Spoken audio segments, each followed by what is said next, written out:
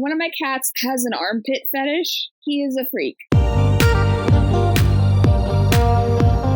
Hey, thank you for joining the Escape With Me book club. Escape with me, Sam Reiner. And me, Danielle. Into our most recent read. Come with us as we evade reality and go into detail about a new book. We'll be covering the book from beginning to end, so there will be spoilers. Today we are going to future United States, Southwest-ish and Southeast-ish. No idea. I tried so hard to figure out where this is located, but I have no idea. Published September 17th, 2019. Oh, we did not know what was coming. Early days. Shatter City is the second installment of the Imposters series. Frey finds herself once again pretending to be Rafi in her father's house. Will she be able to escape his grip, or will she find that his reach is too far to outrun? So you read this book, and I say that because I think for a while you had read the first 3 and you didn't even know that Young Bloods was a thing. But I think since then you have rectified it and you've read all the books. Yes, so it's hard to keep straight because their names are, honestly kind of dumb. With the Uglies series, it's very easy because it's like the steps of evolution. But with this one, it's like Shatter City, Imposters, Young Bloods. It's the 4th one, I think. What's the 3rd one? Mirror's Edge. Yeah, stupid name. It's funny, whatever, cute, but... It's appropriate once you've read the book, but it doesn't tell you very much. Yeah, Shatter City, at least even going from the end of the first book into it, you're like, yeah, the city is in Shatter. It makes sense. It's very in your face. Before we recorded, I gave you a very brief, this book is this event to this event to try to help you. We will see. You managed not to spoil anything in book 1, so... I just recently re-listened, because obviously back in high school, read it a whole bunch, the Ugly series, and then with these, I read them as they came out, because I bought them for my sister as a Christmas present for like 3 years, and then bought it, read it, and then gave it to her. Literally did that for at least the first 2, and I'm pretty sure for the 3rd one as well. Why not? Yeah, I think I remember we were talking about it because we did specials and then we did extras and stuff, and we had talked about the series, and I was like, oh, there's a 4th one. And you're like, there's a 4th one? So I do remember that you had read the trilogy, I think before we even did extras. I recently re-audiobooked all of them, minus extras because it's trash.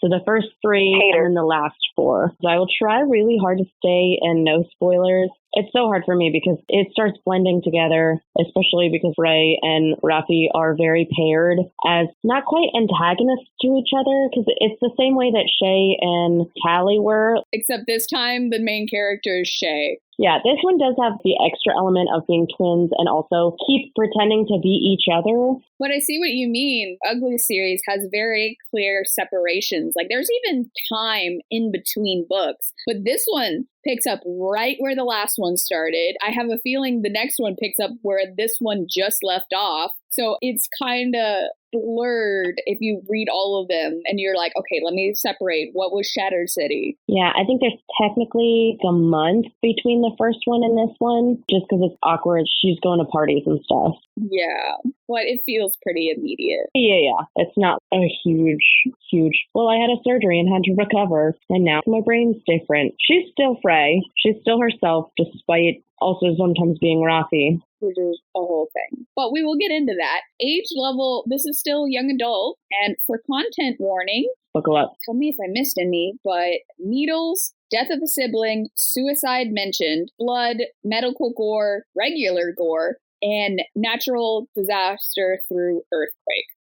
It was pretty graphic on that. So I think Scott Westerfeld has experienced an earthquake before. Either that or he's seen footage, but that's what I got. I don't remember if that's shorter than last one, but I can't think of any other ones. Yeah, I mean, they're sort of still kind of at war, and emotional manipulation is a big thing in this one, and specifically, it's drug use with the feels. They're sugarcoating it, and it's like, oh, well, you're just feeling feelings. You can just turn off your sadness, whatever. Which is a whole conversation we'll get to. But drug use, I'm going to count that. That should be a trigger, I think. Judge a book by its cover. Okay, so I like the covers that... I don't like the cover that Goodreads has because it's lame. It's basically a white book, but okay. Somebody's face is on it. Ooh. But I like the tan covers. Because the first one was, oh, it's a girl's face, and she has glasses on, and one lens is the girl's face again, and you come to find out, hey, they're twins, and then the other one, there's a city, and then like, oh, that's Victoria. The sunglasses, that tan cover? Yes. So the sunglasses was the first. So this one, the one that I like that isn't lame, is it's the person looking at you, but they're split in half, and they seem kind of like a building split apart, and I like it. Once again, going into it, it gave me nothing. I was like, okay, Frey destroys the city. I don't know. But what it actually kind of represents is the shattering, first of all, of Frey, of herself. She continues to deprogram from her childhood, but it represents that. It represents the city. And then it also represents a splitting between Rafi and Frey that also goes on in this book. I stand by it. Rafi is sus. Rafi is sus as heck. I don't trust her. She's going to betray Frey. I just know it. You can't say whether or not. I thought she was going to betray her in this book. It didn't happen. I was shocked. We'll see what next book brings, but I still think she's sus. I will tell you nothing.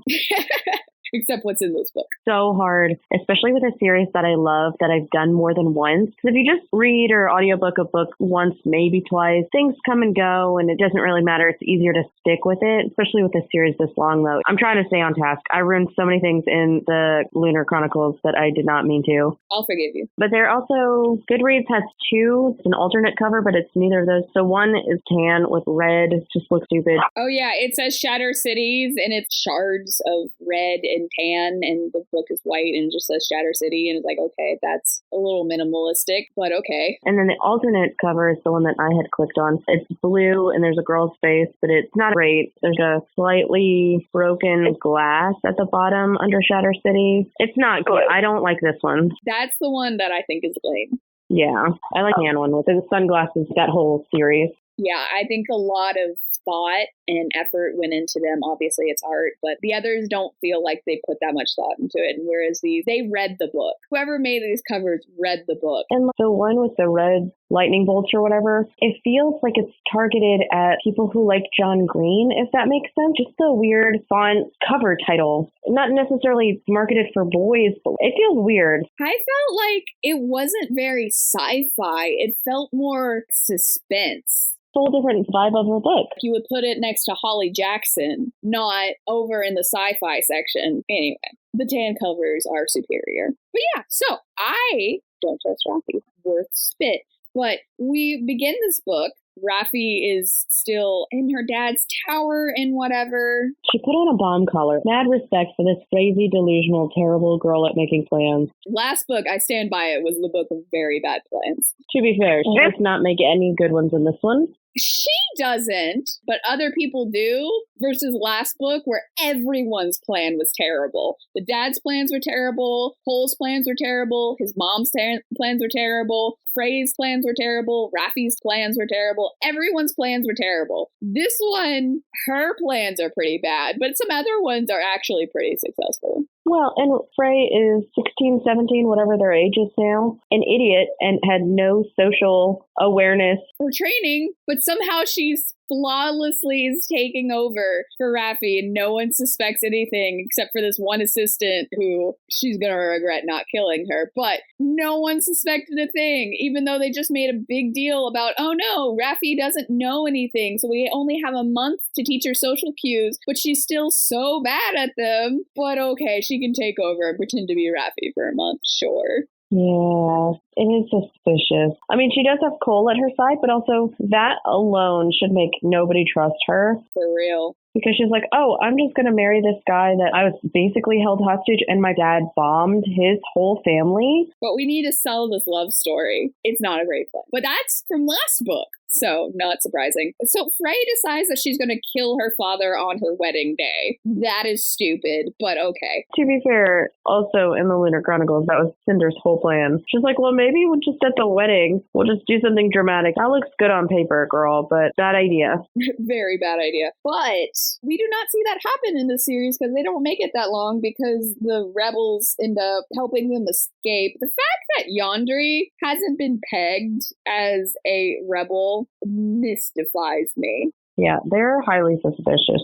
very sus, but whatever, fine. Can be at the party and dress nice, whatever they want to do. But there was also some hints about Rafi that Frey did not pick up on, but it almost made it sound like Rafi planned the test of the outfit. And Rafi, of course, later is like, I had to protect you, whatever. You weren't supposed to be dumb, but I don't know. I think she's working with the dad more than Frey realizes. Anyway, I'm not going to push you. That is just Sam's current predictions because zero trust. I have not trusted her since page 1. She gave off heavy Tally vibes, and you know how Tally just continuously betrays Shay. So Cole and her apparently haven't been able to talk at all in private. And then Donna Oliver is like, oh yeah, your boyfriend wants to talk to you. It's so windy up there. No one could possibly hear. What? What happened to Spider? I guess the wind. I don't know. That was a little contrived for them to actually be able to talk because, oh, hey, dress to move and whatever. And then Yandere gives another hint of dress to move. But I really appreciated how they did it. It felt very spy-esque. Because the dress that Frey is wearing, fake Rafi, has magnetic stuff that makes it move around and look like some sort of space thing. So Yandere says, oh, that's how you get the dress to move. I appreciated that. That was high-key awesome. Very appreciative. I can't say that I would have got that, but Frey did, and it was very good. I am surprised Frey understood because she dumb. High intelligence, low wisdom is how I'm going to say that. That's how I feel about her character. Book smart. Not necessarily people smart. Well, I mean, she was hidden in a basement. She didn't have any people to talk to but her twin who may or may not be lying to her about everything, and her dad who doesn't talk to her unless she's with her twin. Doesn't even then talk to her. He just pretends she's not there. It's very weird. I still have theories about the dad. We still don't know who the dad is. Dad doesn't have a name. I don't think he ever ends up getting named. Are you kidding me? I mean, I can't think of it. Dang it. I was hoping it was someone from the first series. Anyway, that's lame. Why don't they just give him a freaking name? It's so weird. Anyway, what if his name is Father? Like a cult leader? He did have a name. They just, to my knowledge, don't mention it, but because he was just basically a politician and he seized the moment, spread the spy dust, became all powerful. Like, he was just kind of an average dude with high ambitions, but he was not president at the start of this. No, he was part of a council that they had, and then he became big stuff and put down his enemies and all that stuff. Like, in a quick amount of time, too. Yeah. It's 30 years ago. I think it was maybe 17 years since Tally. Andrew Simpson Smith is still alive, and he was 30-something when Tally first released him. So it hasn't been an excessive amount of time, but it has been some time, which I have so many questions about this man. I love that he's back. Not going to complain. He's not really in this book, which is lame, but... What are you doing here, Waldo? You were in Washington, and then you're in Japan randomly, and then now you're back over to Mexico area, just, being rebels. Not at Diego, not at Soltec, which gets mentioned. They mention it in the cleanup. I don't remember what it is, but Tally City is specifically mentioned during the Paz cleanup as one of the cities that sent resources and stuff. It was like, I see you. I see this. Okay, there's our first series tie-in. I mean, Diego being back. They're back and better than ever, baby. Sort of. I don't think he looked at a map. He was just like, this sounds like a cool name. Because they're in Shreve, which is Shreveport, which I don't know where that's at. So the book mentions that Paz seems to be on the Mexican peninsula, the Baja California. That peninsula gets mentioned. And so I'm thinking it's somewhere. Oh, yeah. There is a city called La Paz near the bottom. Not all the way at the bottom, but near the bottom. There's Mexico, and on the left side, there's this arm chilling, and then there's a gulf in between Mexico and it. So there is a town called La Paz. So I'm betting that's where it is. So they are definitely in the Baja California peninsula. So at least we know where Paz is, but it's a pretty far away from Shreve. Yeah, that's Louisiana. And then the SeaTac, whatever, is in Washington. Seattle. Diego is San Diego, California. So Diego is north of Paz. It's all very confusing. But they do have the hover cars and stuff that go really fast. but it's like airplane travel. And they do at some point take like a 3-day journey. So I think he's course correcting that he didn't realize his things were so far away. So it's like, oh, Tally's wandering in the forest doing nothing. Then makes it all the way to Diego in like a week. Yeah, I don't think he planned out his map great, especially in the beginning series. And I don't think he really meant for people to actually do any math for him. To actually obsess over this. Yeah, you just like Shreve because it sounds like an easy name that people would vaguely recognize. I do not think Shreve is Louisiana.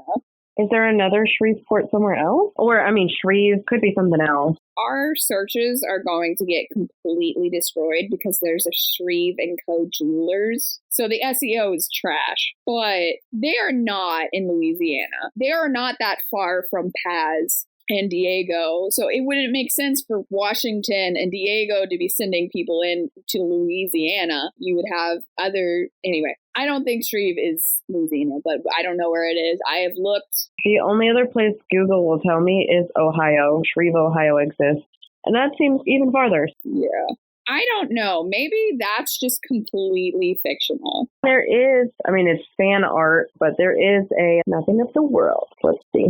Yeah, they're definitely putting it at Louisiana. That makes no sense. How the heck did they get to Paz in like a night when getting to Iron Mountain took 3 weeks? What?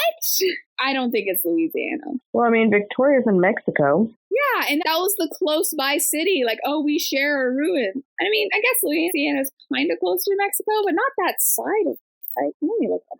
I'll send you this one. That's too far. If you were like Texas, okay, yeah, it borders a good portion of Mexico. Still a little far from the Baja Peninsula, but I would expect it to be in Arizona or South California. Nope. So Shreve, Arizona. I got Ohio or Louisiana. Oh, there's a Shreve Saddle, Arizona trail. Seems like a stretch, but okay. I mean, all of this was a stretch. Shreve Saddle on the edge of a wilderness. And you get breathtaking views of the Santa California mountains and into Pine Canyon. I mean, I really wish he would just have included a map. Do what he did for the first one. Or in the last one. Youngbloods, here you go, guys. Don't know why you wanted this map so bad, but here's a map. Oh, it's pretty close to Phoenix. I think that's what it is. I think it's near Phoenix, closer to the border, though. I think it's Shreve Saddle. My bet is that they're actually in Phoenix. That is such a stretch for him to have been like, wow. Did he go hiking one time and like, let's hit this up? It makes more sense than Shreveport, Louisiana. I mean, it does, but he's been very open about what his names of places are. We don't know. That's the point. Authors, be more clear. This is Sam's research skills coming out here. Finding an obscure hiking trail in Arizona over believing it's the Shreveport, Louisiana. I will not be satisfied. I mean, it is a lot closer. It just seems so like San Diego. Guys, we're in Diego. Paz. It's La Paz. SeaTac. Which we didn't know that was the name of it, though. We didn't know that was the name of it because we both thought it was in the Southeast. And someone's like, oh, yeah, no, it's SouthTac or SeaTac or whatever. And we're like, oh. Yeah, I don't remember it being mentioned in the first series. No, it's not.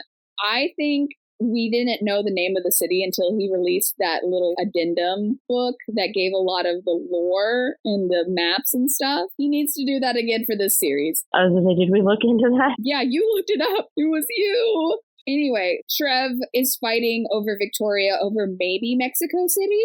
So yeah, fun facts here. Not facts, guys. Not facts at all, but educated guesses. We'll go with that. Anyway, so yeah, the rebels just butterfly their way out of there. I don't know how else to explain what they did. The spy desk goes down. Oh, I guess this is a little important. The spy desk goes down. She goes to get whatever thing to remove the bomb collar just in case. Donna Oliver shows up and is like, I knew you were Frey this whole time. And so she's all devious. And Frey's like, oh no, I'm going to have to kill Donna too. And so they just get into this weird pissing contest at the engagement ball where Donna's like, you're going to do a thing. And she's like, I'm not going to do a thing. And we're in public. You can't make me do the thing. That would be weird. And that back and forth, whatever. So they make their entrance. Cole kisses Frey, which is a signal.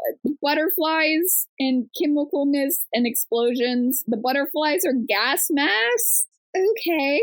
I just would love to see this on the screen because my brain cannot figure out what's happening in half of the stuff that Westerfeld does. I can see it, but how did your brain think of this? The author. How did his brain sit down? He was writing, he was like, how am I going to get them to escape? Well, obviously, chemical mist and explosions, but I'm going to need to protect my main characters too. Butterfly gas masks. I want to know how we got here. What? And this girl, she puts on the gas mask like Cole does and all of the other rebels, but she's worried about looking like Rafi. Be like, oh no, they're going to figure out I'm not being kidnapped. You're wearing a gas mask. Girl! The brain cell was not with her that day. Confirmed. They're sharing one, guys. They get into a limo and whatever, and they're going to get away, and she's about to shoot Donna when Cole stops her, and so instead she shoots a guard in the knee? What did that guard do to you? Why? But also I was like, oh, she's going to regret the Donna thing. Not immediately, not in this book. I guess that's going to come up in another book, hopefully. I thought Donna was going to be more important. She gives off such sinister vibes. And then you forget about her. Yeah, I think it's because you don't see the dad in that many scenes. We got to keep this going. It's literally just her and the rebels and Cole and everybody being cute. Yeah, but I feel like you still have this imminent threat, and not specifically, but his cities, armies, and military, and plots and plans. It's always there. He's always this imminent threat. But I swear to you, after this scene,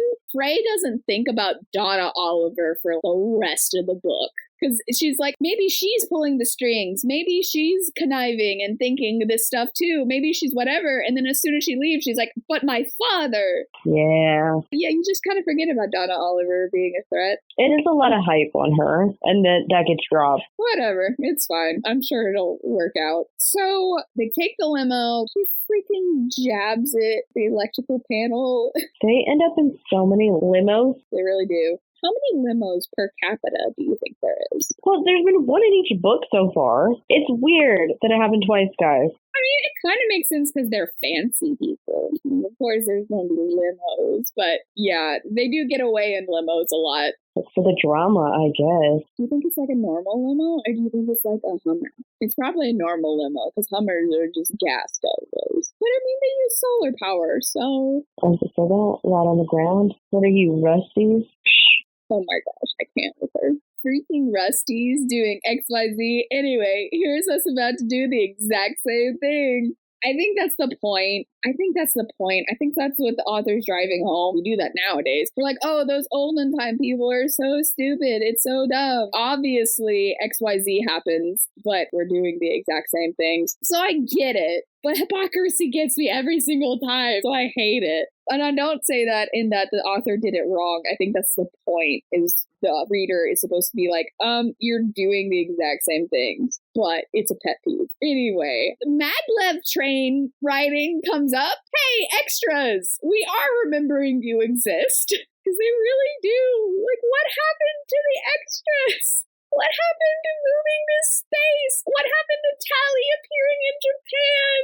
Yeah, I did, when I finished the series, that I skipped extras. I did kind of regret that I didn't do that one, just because there's a couple moments in the other two books that's like, wow, it was reminding me of something, and I was like, oh no, it was extras. How is nobody... I can't even remember her name at this point, but how is no one banging down her door to be like, so you were besties with Tally? Tell us all about it. Anyway. I want to say Aya. That sounds right. Anyway, so they jump out of a limo to get onto a maglev train. Thankfully, there's magnets. And before they're about to jump out of the limo, they get hit with a bomb collar, but only for a really quick second, and then they stop. Why? Why don't they explode them? Donna Oliver is all like, oh, I'm menacing and terrible, and if you don't do what I say, then I'm going to cause issues with Cole's neurological system. And so once they do actually hits, they just do it for a little bit, and then like, oh, we're done. Cole's like, wow, that feels a little weird still, but it's not going to affect me for the rest of the book. In my mind, only to rectify this, because it's going to bother me anyway, I'm just going to pretend they got out of range. I mean, that does make sense. Honestly, I don't remember if they ever explained that. Well, yeah, why? Why do that? Why bring up the bomb collars if you're going to... Why? You're not going to use them. the phrase, if there's a gun, it has to go off. It didn't. Oh, we're having this dramatic scene at the end, and the gun comes out, and then they just shoot it into the air for funsies. I guess it went off, but a little disappointing. Anyway, I kind of wish you hadn't fired it. A little dumb. But Frey decides that they should blow up the limo to make it look like they died. And that works for all of 3 seconds. Because they immediately are like, weird thing on maglev. Because there's a gigantic magnet on top of it. Nothing suspicious here.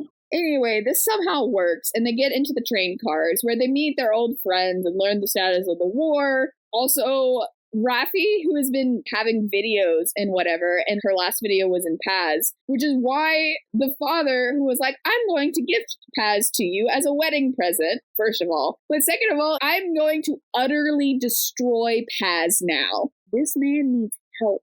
I can't. How do you make your political decisions like this? Oh, my random daughter happened to be on the street of the city. Anyway, here's a submarine that can cause earthquakes.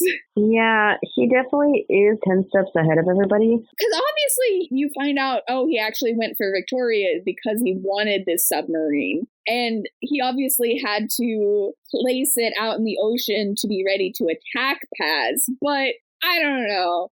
This is just a great example of some people shouldn't have access to the red button. It just sounds like a toddler throwing a temper tantrum, but he also happens to be good at chess. Yeah, the fact that he is actually smart and actually has 12 plans. But how much of that is him and how much of it is Donna Oliver? I know you know, but that's where my mind's at. This man is throwing temper tantrums and stupid and having his daughter come up with plans to test Frey. I just don't think he's that smart. I think other people around him are smart and he's just the menacing figurehead. I don't know. Maybe he's smart, but I don't trust it. Everything he's a part of seems dumb. But anyway, yeah, Rafi was hanging out with the rebels and with the Victorians, pretending to be Frey to continue the war and whatnot. Oh, and by the way, totally screwed up the plan by pretending to be Rafi and standing by her father. So they were literally just about to war, like she totally thought they were going to do, but then they didn't do it immediately. So she gave up with the plan and decided to stand by her father, pretending to be Rafi. Well, they were about to do the thing. And then she was Rafi and standing by her father. And so they were like, okay, I guess we won't war. What a flimsy plan if it's, it looks like she's maybe supporting him and not clearly in duress. I would be concerned. I would have more questions. Nope, they're instantly like, she must trust her father. I don't know. I think I would have preferred you didn't do enough to overtake the status quo. And so the people aren't just going to rebel because Victorians are fighting back, but clearly losing. Also, maybe Rafi and Frey both exist, but maybe it was just a fake. I would have preferred the ending of the last book where she was like, clearly it wasn't enough to get them to revolt, versus this one where they're like, oh no, they were totally about to revolt. They were just going to wait a little bit and see if Rafi popped up, I guess. Anyway, we haven't even made it to Paz yet. Get to Paz. Yay. So she ends up going to Paz, and she's going to stay in the city, even though Cole's like, okay, we're going north to the jungles, us Victorians, and then the rebels are like, cool, peace, bye, I hate all of you. Also, X just has a supply of pulse knives, and I just have questions. He's half wolf. What question could you possibly have? What does that have to do with his supply of pulse knives? I don't know. That was never weird to me. He's the guy with the guns, or pulse knives in this example. I guess so. She just makes it seem like they're so hard to get, and he just keeps popping them out. Here you go. Here's another one. I know you lost your last one that I gave you. Here's this one. Anyway, X gives her a pulse knife. This is where we confirm that it's the Baja Islands. X is like, hey, you should be part of the crew, which is weird. They have like this whole conversation about it. And then it takes her a minute for her to be like, oh, wait, he wants me to be a rebel. Yeah. It's still not her time for the brain cell. That is with Cole right now. Cole has actually been doing pretty good. Oh, I love Cole. I don't know. I didn't feel it in this book. I came back. There was a portion of this book where I was like, if she wants to get a random boyfriend, I'm okay with that. I don't know. There was a disconnect between her and Cole. And I think that was a little bit the point. She needs to find herself outside of relationships with other people. And that's kind of what she does in Paz. And then they come back together and then they're cute again. And I'm like, okay, I can see this. But there was definitely a point where I was like, I don't know, girl. This was your first love, your first boyfriend. You were friends of convenience, enemy of my enemy. But were you in love? Is this a lasting love? I don't know. It's a little teenage. You're together because you both went to school together, but now you're going to different colleges and you break up. You know, the natural order of things. And so I wasn't feeling him for a little bit, but I come back around on him. So she goes to Paz, and so he wants to go to the jungle. And she's like, no, I have to stay in Paz because I have to save my sister. And he's like, okay, well, I'll stay with you. And she's like, no, you need to go do the other thing. I'm blanking. It made sense when she said it, but now that I'm trying to recap it, Victoria didn't really do anything in the month that they were gone. I guess they kind of made plans, but not really. Like, why couldn't Cole have helped her? Anyway. Oh, also they stop at Vegas. Wait, they stop in Vega, so that's on the way. Not thinking you're in Arizona now, are you? Maybe that's just the way they went. No, that doesn't make sense. The map doesn't make any sense. If they stop in Vega, and that's New Vegas. It's for sure not Ohio. They're coming from Louisiana. Oh no, my perfect map has been destroyed by a side note. Dang it. Their cars move really fast. Just ignore the science. Oh dear, oh dear, oh dear. Now I'm more confused than ever. Dang it, Scott Westerfeld. Where is your map? Remind me, that's my question for the other. So on the nose about there's no way it's not true for it. That's what it is.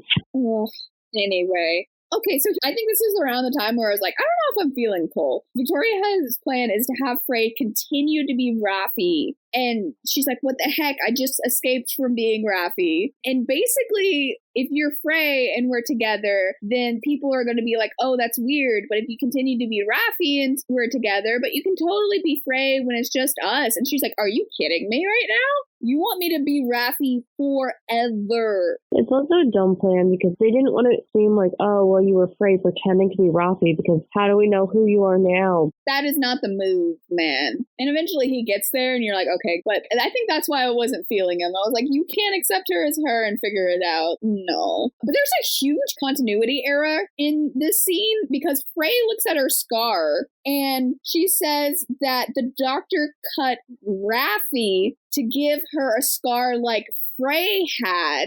No, that is not what happened. In the last book, Frey got cut because Rafi had a scar she wanted to keep. That was a huge plot point. We were literally sitting there like, Frey is so brainwashed because she's like, I don't want to have painkillers because she didn't have painkillers when she got it and we're the same person, so we have to have the same experience. What? And this is the scar on her eye? Yeah, the scar above your eye. She looked at it and she's like, oh, that's where Rafi got cut because I have this scar. No! That was a huge plot point. Made me lose some confidence. Oh well. So they eventually split up. I'm just going to skip to that. They shoot some stuff. There's something called orbitals now that we need to look out for, which is space robots. They're basically in orbit and then they just come down whenever they're needed, which I have questions about that. So are they actually orbiting the Earth or are they just hovering above it? Because if they're orbiting, it takes a little bit more time to get to the place anyway, beside the point. You can't think about any of these things too hard. So they're in Paz, city of peace, apparently. And at this point, Frey finally realizes that she is currently homeless and resourceless. I guess the brain cell didn't come with her. Back to the book of bad plans, honestly. Just Frey. Everyone else's plans are great. I mean, the one that they just had about her pretending to be Rafi was not viable long term, but it wasn't a bad plan necessarily. It was a plan. It makes sense to keep the daughter that he doesn't want to kill versus the daughter that he does want to kill. Which I still have questions at this point. Just kill them both. Don't have an heir. It's fine. Figure it out. Adopt a random peasant child. I don't know. this girl. So she has nothing. It's cold. She goes to this open air market, basically, and there's a guy that sells handmade coats and other things, I think made from wool. And so she steals a coat and hat, but then hangs around the market in the coat. And so the guy figures out, hey, that's my jacket. You totally stole it. And she's like, oh no, I have been caught, and tries to run away. And it was just, girl, get out of there. Also, for someone who grew up in the spy dust, she immediately trusts that the city doesn't have spy dust and there are not cameras anywhere. Oh, yeah. Is not true. I mean, they don't have spy dust, but she's gonna get caught. Yeah, and so she tries to get away on her board, and it runs out of power, and so she ends up crashing and breaking her leg, and a conduct drone, their version of police force it seems, finds her and thinks that she's Rafi, first of all. They're like, oh, we don't really care about theft. We just care that you have a broken leg, so we're gonna take care of you. So they take her to the apartment that Rafia had rented and basically give it to her. And so she's out for kind of a couple days while it mends itself. I'm a little surprised they didn't take the jacket back, at least. If you're not going to arrest her for theft, why don't you at least take it back and give it back to the guy? Totally skips over it, because later on she's like, oh, and the coat I stole. Girl. Yeah, I think they said they ended up taking the merits from it from the account. I don't think she got any punishment. Oh, no, for sure. But I think he got paid. So she gets something that's a little bit unique to this book and apparently will only be in this book. Feels tattoos. And if you press a specific field, you feel that emotion. Because the way it's kind of set up, it sounds like, oh, everyone's happy because they can choose to be happy and whatever. No, they do use their full range. Like, she has a bunch of them. She has grief and sadness and anger and a bunch of really weird ones that are very specific uses, but okay. So yeah, I don't know. I was fascinated by the feels. I kind of liked it. The way she uses them is so helpful to her. And this is the part where we can probably talk about it back and forth a little bit. The feels tattoos to me seem to be not like hard drugs, because we did talk about drugs. So it's not like illicit drugs or anything like that. But it does feel like some sort of futuristic anti-anxiety or anti-depression or some sort of that more psychotic drug than illicit drugs. She has this whole conversation with Yandri later, which I was a little worried about because he has done problematic stuff before. So I was worried how they were going to handle it, because Yandri says, well, you're relying on it too much. You use it constantly. Part of me was like, I mean, if it's helping her, I don't know. As someone who intellectualizes their feelings and is having to backtrack out of that, being able to actually experience grief or sadness or focus would be really useful. And there's no real side effect here. People aren't using it to mash other feelings. Like when the earthquake happens, people press grief at times that are appropriate and they feel that they can use. People use their other emotion. I don't know. I couldn't quite get behind Yandri being like, you're using it too much. Yeah, this is where we differ for sure. And I know anxiety meds and stuff like that, I know that that's what he was kind of trying to push on. And maybe if I hadn't watched that specific Doctor Who episode 100 times where they sell like the happy and stuff, I mean, Westerfeld does do it better than the Cutters. Oh, yeah. And even when she's doing a little bit of overuse, if somebody almost immediately points it out to her, and even Cole gives her a couple looks or says some kind of something, Yandri does point it at the most and does try to be like, hey, girl, what's she doing? And I do appreciate that Yandri kind of talks about their brother, who was mentioned in the last book. And apparently he has mental health issues. He has clinical depression. And so he has limited feels to help him keep going, keep living and stuff. And so Yandri's of the position that if you need it, then yeah, use it. But if you don't need it, then kind of what are you doing? The way that she does them, I think feels more like drug use. And it could just be because she is so new to it. Because the people in Paz, the earthquake happens and one of the women, she ends up helping a ton of people and basically pushing down her grief because she uses focus or one of the other random ones to get people out of buildings and save lives. And Frey turns to her and she's like, hey, what's up? And she's just like, yeah, my brother died an hour ago. It's such a big, oh my God, in the gut moment. For real. Because she says, oh, my brother died. And you think, oh, that's a while ago. And then Frey asks her, so when did your brother die? And she's like, an hour ago. Also, the rest of my family. Her entire family just died. But because she has the feels, she's able to push it down and save other people. They end up saving this random kid and other people. They're able to save them because they're able to do that. And then at night, she talks about you can hear people crying. You can hear people using their grief and releasing it and stuff. So I think that's where I'm at. If Paz was using it just to be happy, just to have the good emotions, then I totally would be on board of you should not use this all the time. This is a bad thing to use. But because they do use it to still express their grief, but maybe at a time that's more convenient and not just breaking down in the middle of the street, I think there's an argument for it. But like I said, it wasn't quite to, yeah, Yandere, I totally feel you. She's overusing them. Yeah, she just has addict vibes with the feels. Her specifically, I think that's why I struggle with it, because you're in her head and you're like, oh, well, she's pushing this button and she's hitting this button and she's feeling this feeling because she's creating this feeling. I don't know, but I mean, we've disagreed on random stuff before. I don't know, maybe it doesn't help that I also have the mental issues where I would need feels.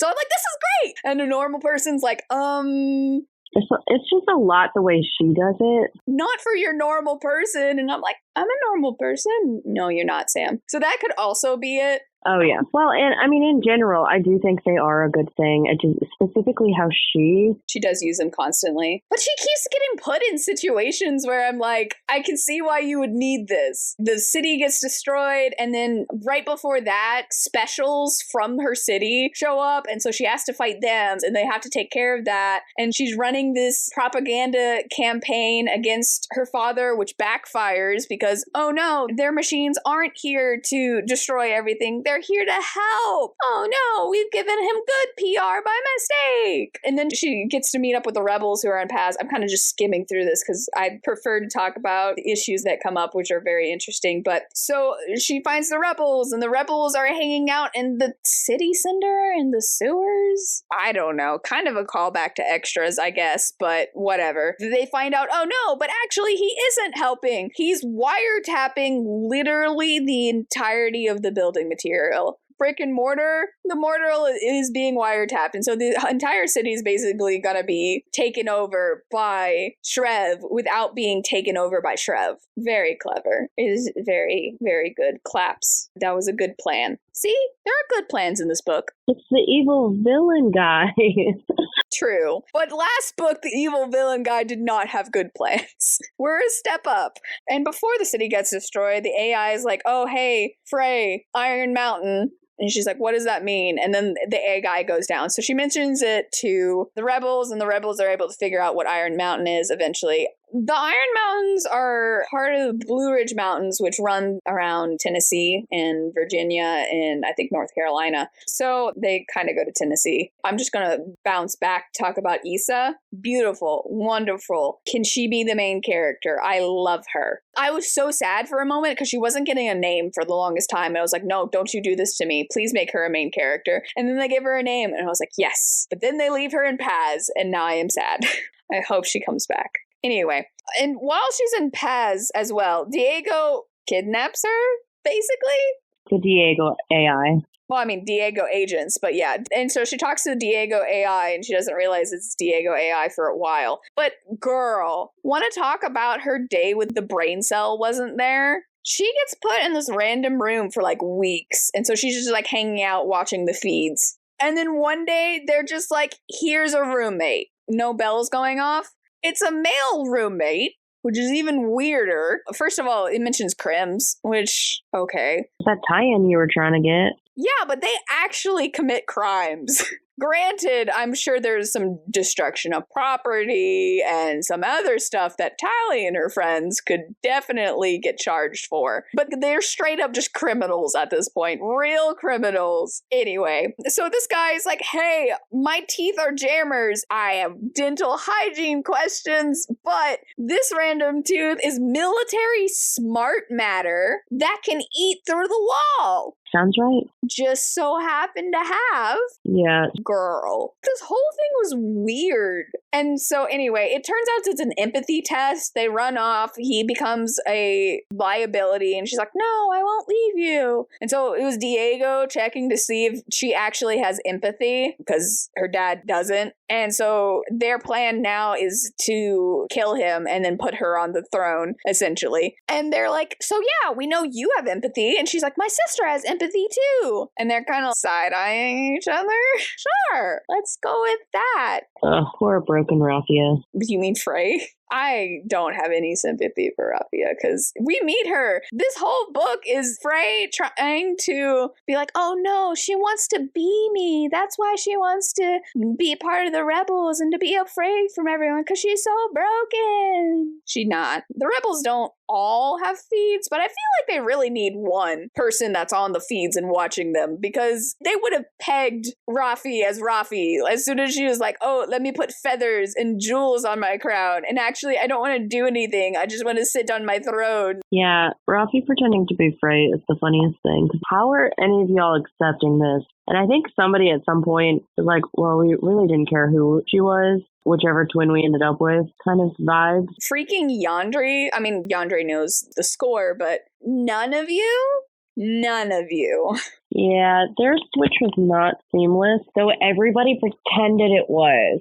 Yeah. That's what I don't get. I really think most of them don't care which girl it was. I think people aren't looking for it, and so they see what they want. But yeah, no, that should have been pegged immediately. Oh, by the way, the reason she gets to Iron Mountain is because she's going to go to Diego and be like, yeah, let me totally help you take down my father. You know, the thing I've been wanting to do? Oh, except you're being bombed? Oh, it's the rebels. Oh, cool, my friends. Bye.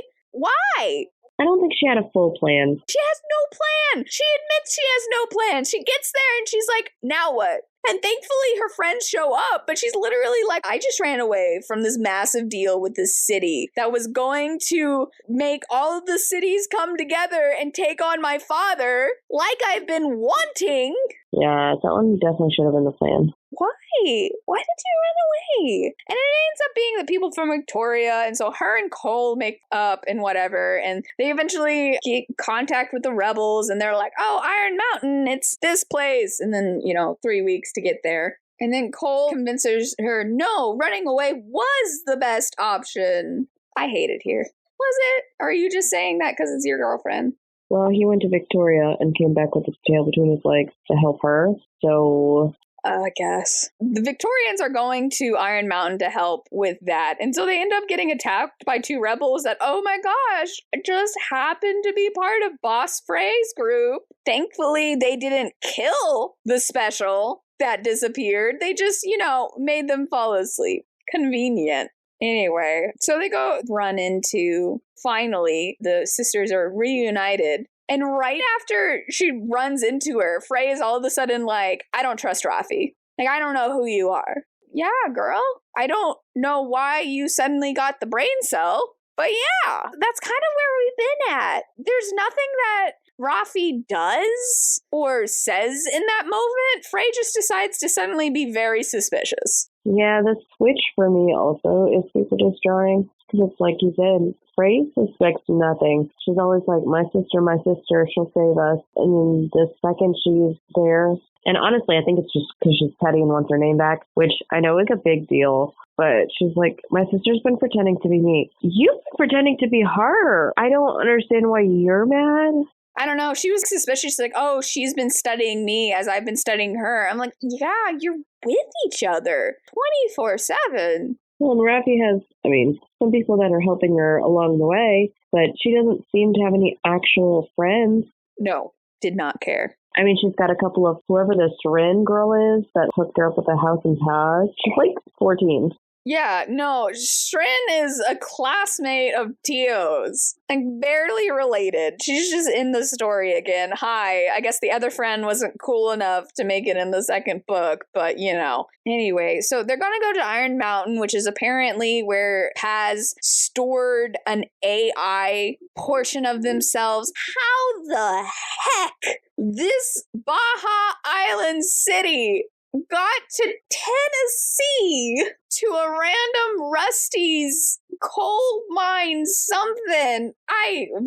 So many questions. But for the sake of the book, I mean, at least it's interesting. I'm not mad about it because it makes for a good book. I just have questions. I'm in the yellow at this point where I'm squinting at it, but I'm not mad. Anyway, so they're going to go do this thing and save Paz. And Rafi is like, hey, I'm also here because I'm trying to find our brother. What if our brother didn't die? He was just given to the rebels because his enemies aren't monsters like he is. And so Frey is like, oh my goodness, we might meet our brother at this moment. And X kind of is a red herring where you're like, oh my gosh, maybe he is their brother. And they didn't realize it because he's a wolf. I mean, I got swept into it only because I was like, oh, I wonder if X is going to be the one. And then they play it up and it's like, oh my gosh, am I right? And so I just kind of got stuck in there. Well, come to find out, oh my gosh, rip your heart out. Their brother was the rebel that attacked Shrev when Rafia and she were younger, and that was her first kill ever.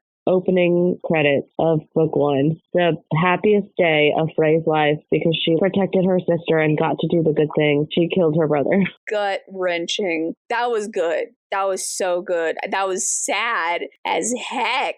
But that was good. I also definitely thought X was going to be the brother because they have such a found family vibe between them. And I really thought for a moment they were going to pull like, oh, he's bi card. And then they were going to be a romantic thing. Kind of a David versus Zane. He's the wild rebel, but he gets her in a way. But also there's this other civilized boyfriend and whatever. So that didn't end up happening. I think he's going to stay gay, which is fine. But they have such good chemistry where I'm like, I wouldn't be mad if they started dating. I also wouldn't be mad if they stayed brother and sister vibes. Whichever way we go with this, I'm not mad about it. Much better chemistry than Cole and Yandri. Yandri's just kind of there to be the tech expert. Well, and with Cole, there is that weird middle gap, like you were saying, but it's like he's so easily swayed to, well, just go back to Victoria. And then he does. Well, you need it there? What are you doing? Stay by your girl. Well, I know they go into the jungle. They don't even go to Victoria. They're hiding in the jungle. But for why? But riddle me this, Batman. So they all think Rafi is Frey, and Frey is Rafi, right? And Rafi is the spoiled little rich girl who's just happy to be there in their minds. And Frey is the bad A, warmonger, fights Shrev kind of vibes, right? So who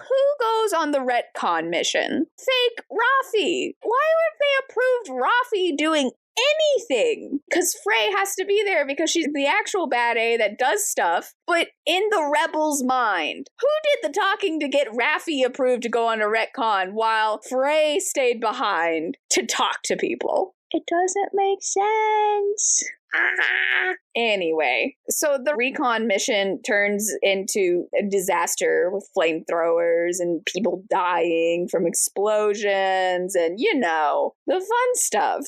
Oh, there's so much in this scene. I don't know how to break it down other than there are flamethrowers machines, which they use because they're mines. And so, you know, there's only one direction to go. And if you're blocking one way and then you flamethrower, you're going to be pretty successful. So this mountain is just filled with flamethrower drones. As you do, they have to do a bunch of ridiculous things, but they finally make it to where the city of Paz AI is. And they're looking through cupboards and whatever to figure out what's hidden there. And they say it's just paper. I literally wondered if it was the coding for whatever the heck they were hiding there. Literally the binary coding or whatever code they use to program the thing. Did they literally print it out and have it put aside in case it was needed again? Because I don't know what other type of paper it would be. That's so dramatic, though. I love it. Anyway, as they're escaping with Paz, there's this mist that eats away at anything that isn't organic, quote unquote, which metal is organic. Don't even get me started on that. But anyway, so when you walk through it, humans don't die. And thankfully, the rebels are wearing leather, so they're still fully clothed. But their belt buckle gets dissolved and their hoverboard gets dissolved and any weapons they had on them and stuff. So how in the heck are they going to get the Paz AI out? They end up using flamethrower logic. And then the orbitals come down from Shrev and start attacking them. And the point is, Yandri and and Frey escape with the AI, but no one else does. And they are very specific to say that X is either dead or captured. They say that twice. So I'm betting he's captured. I would be surprised if he was dead, but I know you can't tell me, but these are my guesses. At the end of this, Frey decides to throw a party. Because of course she does. I don't think she has empathy, Frey. I think you were wrong. But it's Rafi pretending to be Frey throwing a party, right? Yes. It's so hard to keep up. So in response to a whole team, maybe more, like everyone that went on that recon mission, I think was 3 groups together, because all the Torians that went got out. But yeah, in response to 12, 13 people for the cause suddenly dying, let's throw a party. Let's have a party. Let's get drunk. Her father have things orbiting the globe, paying attention to stuff. Let's shoot off fireworks? Are you kidding me? They're hiding in the, woods cave thing, whatever. They're like in a crater of some sort, and they shoot off fireworks all night. You're just asking to be found. What happened to the environment? I don't know. There was a disconnect for me there. But nobody was like, wow, that's not Frey. That clearly is the girl who goes to parties and throws parties all the time, can plan whatever. Is vain and is good at politics. It's okay. None of them watch the feeds because, that would be intelligent. Anyway. But yeah, no, the fireworks were dumb. You're just asking to get caught because they kind of do by Diego, who just shows up and is like, hey, don't worry, Frey. I know you totally backstabbed us for no reason whatsoever, but our plan's still in place. And by the way, let me just take Paz's AI for you and get that back to the city. You don't even have to worry about it. Diego, you're too good for Frey. If you were a real person, I would be much sadder than I am, but still. But here's another empathy thing. The whole reason Rafi is in this place is because she wants to find her brother. So Frey breaks the news, hey, he's dead. It's that guy I killed. And she's immediately fine with it. And she's like, cool, I don't have to be a rebel anymore. I don't think she has empathy, Frey. None. And she's just like, hey, why don't you take over my rebel army? And she's like, no, I literally just want my name back. And Rafi's like, oh, cool, you want your name back?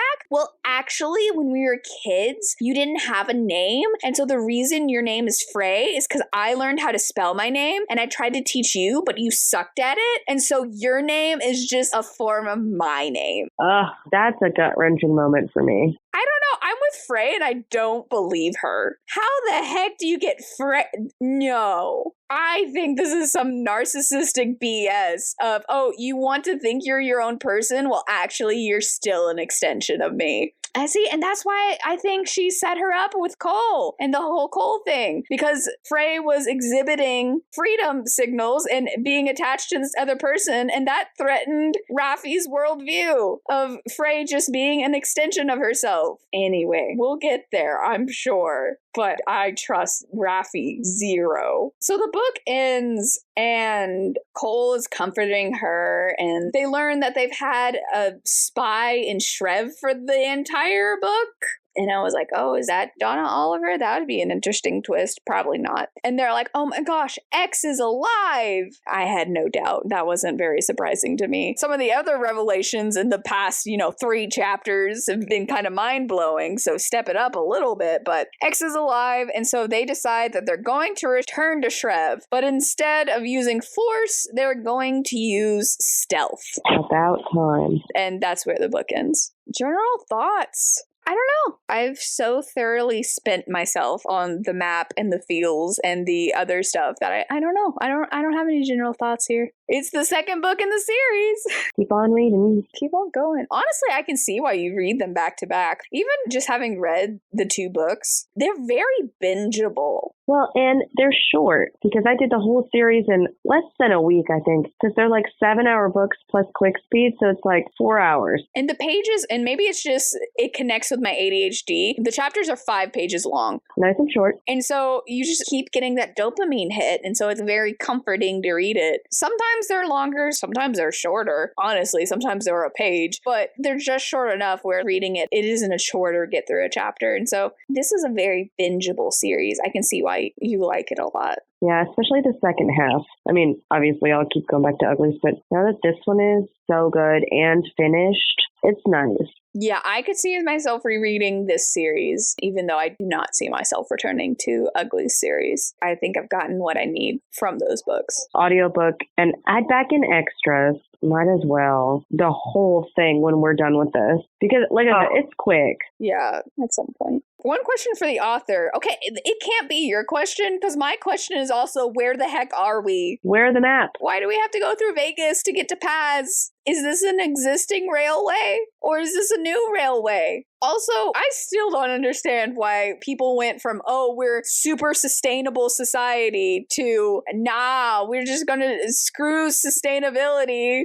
Houses, metal, yeah. I don't understand that either, but that aside, if you'd hacked the system and you figured it out, why are you reverting? I don't understand. Because it's not like other times in history where it's reverted, where it's like the Dark Ages, where Rome and we had all this science and stuff, and then it got taken over by completely different people and cities fell, and a lot of things happened for the knowledge we have of Rome to be destroyed, and you hacked it, you figured it out. I don't understand why the common person having agency destroys the world. Anyway, so I guess those are my two questions. You can have where are we, because I can do what are we doing. Where are the maps?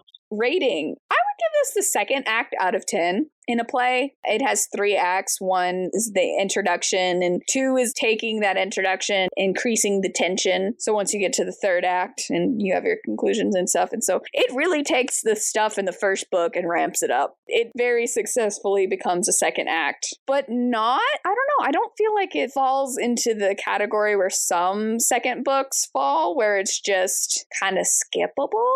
I mean, you probably could skip this book in the series, but I enjoyed it too much to want to skip it. I don't know. I don't know where the third one picks up. Maybe this book is extremely integral to the plot, but that's kind of how I feel. I would give this a wandering around until a grown-up tells me what to do out of 10. Fair. She needs someone else to be in charge of her, and she wants so badly for it to be her sister or her boyfriend. Or freaking Essa. Literally a stranger on the street, and she's like, oh, cool, let's just do whatever you're doing. But immediately abandons everybody the second she's got a chance. Yeah, the adult showed up. Diego showed up, and she was like, nah, I'm gonna go hang out with my boyfriend and my sister. Only my sister can save me. She's me. I do like that she is finally starting to see maybe there is something actually wrong with Rafi, because in the first one... So brainwashed. Yeah, everybody is like, she's not okay. And Diego literally tries to test her to make sure that she's the good choice. When her name gets taken, that's when she's like, oh, maybe you're not the person who's going to heal all of my deep wounds.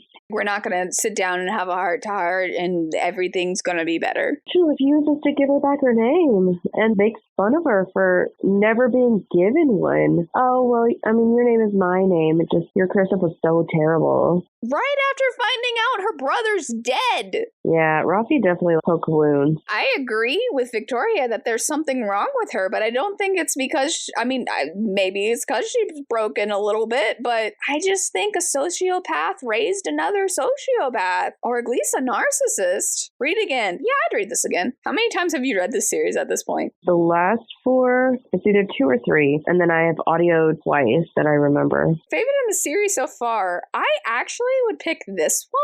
Mainly because Frey has come into her own so much more that I appreciate. And last book, there was so much deprogramming that she needed to do. And so it was kind of nice to get into this book where she hasn't completely deprogrammed, but we are definitely a step above. I am just here to be Rafi's guard. I don't mean anything as long as I'm protecting Rafi. Yeah, that one's kind of hard. So I kind of like this one where she's more into herself and she's a bad A and she helps the city and she learns lessons and does find herself, and then she's like, hey, you're kind of suspicious. So progress in my eyes. And I love Essa. She's really cool. I hope she comes back. And then hanging out with X more. Because in the last book, I was kind of like, you're a little weird. I don't know about you. But in this book, it was like, yeah, no, you're pretty cool. I'm glad you're alive. It's going to have to be imposters, I think, still. Just because it does so much of the grunt work of the rest of the series. And I think for opposite reasons, I think because she doesn't see the faults in her sister and she's so blindly trusting, it's a weird dynamic. Her world is shattering. She just doesn't know it, as opposed to Tally, whose eyes keep being open opened over and over and over again by different people and different systems and different whatevers. And she's just like, nah. And in like the first one of this one, Frey really just hasn't quite been fully awakened. Opposite reason of yours, basically. You're here for the drama. I do. It's such a good setup. It's good. But also the rest of the series continues onward. The second book is kind of a stopping ground for me. But I mean, you've not gotten to anywhere else, so fair enough. But have you read this book? Where do you think Shrev is located? Do you have any book recommendations for us? Tell us all about it in the comments below. If you like the video, hit like, and if you're enjoying yourself, hit subscribe for more. Thank you for exploring Shatter City with us. Join us next time when we'll be covering The Fury by Alex Michaelides. I'm Sam Reiner. And I'm Danielle. And we hope to see you and a friend here next time. Escape With Me Book Club is a Lunar Skulk production. Check us out on TikTok or Instagram to keep up to date with us. Lunar_SKULK.